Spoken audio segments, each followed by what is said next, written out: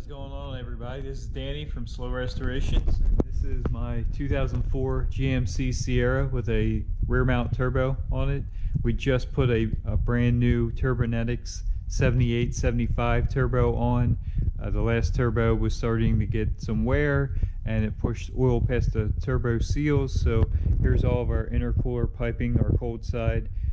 Because it's rear mount, there is a lot of it, so we took everything off, thoroughly cleaned, washed it, and we also pulled the intercooler down and cleaned all that out, got it ready to go.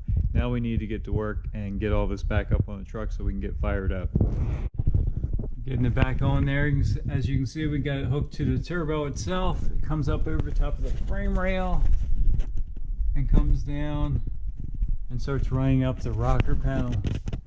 As you can see, there's just a lot of joints and bends and twists, but we're getting it so far. Now it's time to move up top. We have everything hooked up here. Mass airflow meter's in place, the rest of the tubing is in place, the blow-off valve's in place, right on over. This truck does have meth injection, but that just feeds in right there. The only thing we did not do is hook the cold side of the intercooler up. So that goes from there right up to this pipe.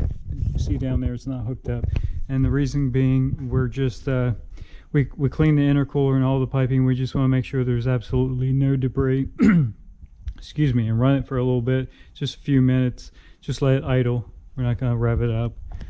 And we'll fire it up and see how this new turbo sounds.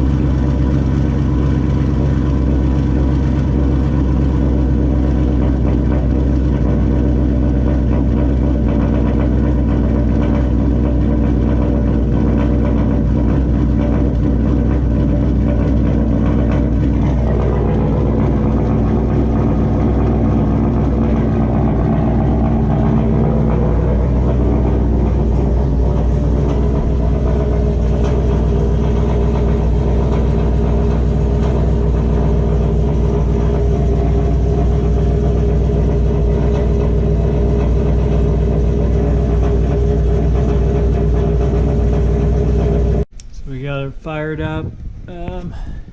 Everything seems to be good so far. No oil leaks.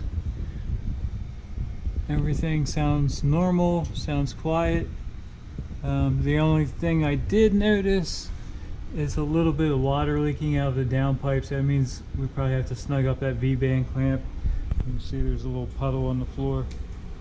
That's just condensation out of the tailpipe. Other than that, sounds good. Seems to be doing everything it's supposed to.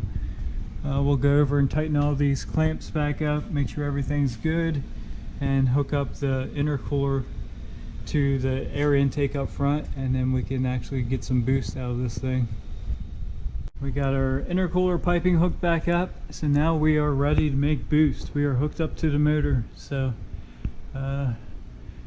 do a couple little more button-up things down under here. And while we're under here, might as well show you. Now this turbo has only been running for, I don't know, 5 minutes. I'll just do a quick spin. You can see how free these things are, the ceramic ball bearing.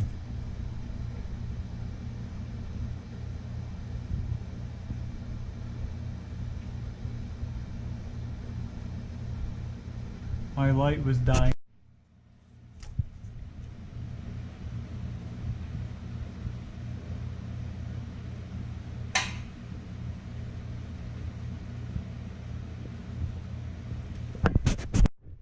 you can see, I also did get my turbo blanket back on there too.